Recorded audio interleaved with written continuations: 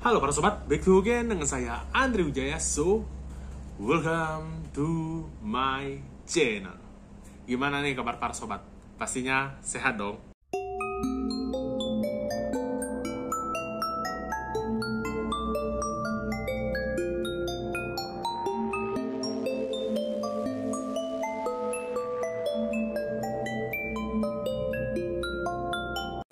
Korea Selatan ternyata memiliki salah satu pembunuh berantai yang merupakan seorang wanita, para sobat. Saking hebatnya dalam membunuh, ia dijuluki membunuh tanpa menyentuh. Wow, siapakah wanita ini dan seperti apa cara dia membunuh? Inilah Kim Sun-ja, membunuh tanpa menyentuh.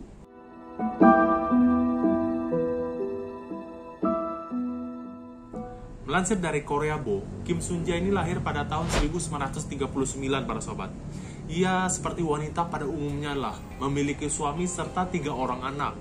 Suaminya ini adalah satu-satunya yang mencari nafkah di keluarga itu para sobat. Tetapi penghasilannya sebagai seorang pelukis ternyata tidak bisa memuaskan istrinya para sobat. Menurut orang yang mengenal Kim Sun-ja ini, Kim Sun-ja ini hobinya judi serta pergi ke kabaret para sobat. Kabaret ini ibarat tuh pentas seni. Nah, dengan hobi yang mewah dan ekonomi yang pas-pasan, dia akhirnya melakukan hal kejam di luar nalar para sobat. Antara tahun 1986 hingga 1988, Kim Sun-ja ini total melakukan pembunuhan sebanyak 5 kali dan pembunuhan itu dilakukan di tempat umum para sobat. Korban pertamanya adalah temannya sendiri para sobat, bernama Kim Ge-hwa. Nah, mereka ini pergi ke pemandian umum pada tanggal 31 Oktober 1986. Di ruang ganti wanita, Kim Sun-ja ini sempat menawarkan obat herbal kepada temannya ini. Nih, minum nih untuk meningkatkan stamina. Kim Ge-hwa ini tidak merasa curiga dan langsung meminumnya. Minum kan? Tidak butuh waktu lama, Kim Ge-hwa ini setelah meminum itu perutnya merasa kram dan kesulitan untuk bernapas para sobat. Setelah pingsan, Kim Ge-hwa ini dibawa ke rumah sakit dan dinyatakan meninggal para sobat. Pada saat itu kok tidak dilakukan otopsi? Otopsi pada saat itu adalah hal yang tabu para sobat. Kenapa? Karena warga situ mempercayai kalau melakukan otopsi itu sama saja membunuhnya 2 kali para sobat. Hingga penyebab kematian Kim Ge-hwa ini masih menjadi misteri dan polisi hanya tahu kalau misalnya perhiasan-perhiasan yang dipakai Kim Ge-hwa kala itu menghilang dan tidak ada bukti yang cukup untuk memberatkan tersangka para sobat. Pada bulan April 1987, Kim Sun-ja ini meminta temannya bernama Jeon Son-ja untuk menemaninya ke Yongbyong-po dengan alasan nih, kalau kemarin tuh ada orang yang minjem duit aku. Nah, kau temani aku ke situ, nanti setelah orangnya bayar ke aku, nanti aku bayar lagi ke kau. Berapapun nominal yang kau minta, sesuai dengan utang lah, aku bayarlah ke kau. Nah, ikutlah nih kawannya nih kan, ke situ kan. Dalam perjalanan mereka menaiki bus untuk menuju lokasi, Kim Sun-ja ini sempat menawarkan minuman nih. Nah, kau minum nih, biar kau udah kecapean nih. Ini obat nih manjur nih, ampuh ini nih. Nah, kau minum ini biar stamina kau kuat. Diminumlah sama Jeon Son-ja nih kan, diminum. Cuman dia ini ada rasa curiga. Kok ada rasa aneh di minuman nih kan? Nah, tidak lama dari itu dia mengalami juga keracunan para sobat. Kesulitan bernapas. Dia ini sempat curiga nih sebenarnya sama Kim Sun-ja nih. Kalau ini jangan-jangan ada taruh apa-apa di minuman nih kan. Cuman dia keburu pingsan para sobat kala itu. Dan dibawalah ke rumah sakit dan dinyatakan meninggal. Nah, kejadian ini terulang lagi pada tahun 1988. Kali ini temannya yang bernama Kim Son-ja ya. Kim Son-ja. Kalau pelakunya itu kan Kim Sun-ja. Ini Kim Son-ja. Nah, dengan alasan yang sama dimintalah kawannya aku lah yuk. Ada orang nak bayar utang ke aku. Nanti setelah dibayar utang aku dengan kau tuh aku balik lagi kan. Nah, dengan uang yang ini. Oh, oke. Aku kawan nih kau. Yuk kita pergi. Hutang Kim Son-ja ini terhadap temannya ini sebesar 871 US dollar para sobat. Gila besar kali itu ya. Nah, setelah sampai di lokasi, tunggulah kan, mereka kan tunggu. Kok belum datang. Nah, mereka ini memutuskan untuk pulang. Nah, kayaknya orangnya udah datang lah nih. Udah lah, ciao lah gitu, baliklah. Ya, kui lah, kita balik kan. Nah, mereka nih balik menaiki bus, ya kan. Seperti hal biasanya, kayaknya lumrah lah bagi Kim Sunja ini kan. Ditawarin lah nih minuman herbal top chair lah, pokoknya minuman ini kau minum lah, kau akan merasakan segar. Minum lah kawannya nih kan, minum. Untungnya dia udah minum banyak nih, minum seteguk 2 teguk. Terus ada yang aneh nih sama tubuhnya nih kan, muntah dia. Muntah.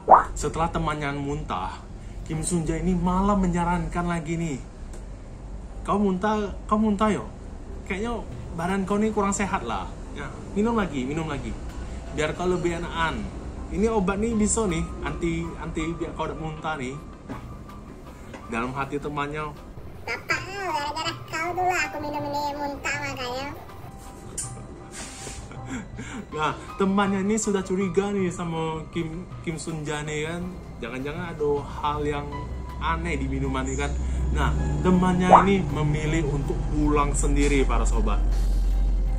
Cuman cerdiknya Kim Sunja ini, gak berapa lama setelah kejadian itu, dia pergi ke rumah temannya itu, ke rumah Kim Sunja ini kan, menanyakan kabar. Sudah sehat kau? Nah, salah nih, aku bayar utang kau nih, 871 US dollar. Tujuannya agar temannya ini tidak mencurigai Kim Sunja yang telah mencoba meracuninya. Pada tahun yang sama, tanggal 27 Maret, Kim Sunja ini menemani ayahnya menaiki bus antar kota pulanglah setelah mengunjungi beberapa kerabatnya.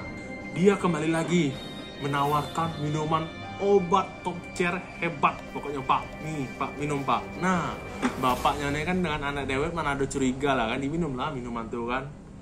Tidak butuh waktu lama para sobat, bapaknya ini pingsan dan dinyatakan meninggal pada saat perjalanan ke rumah sakit.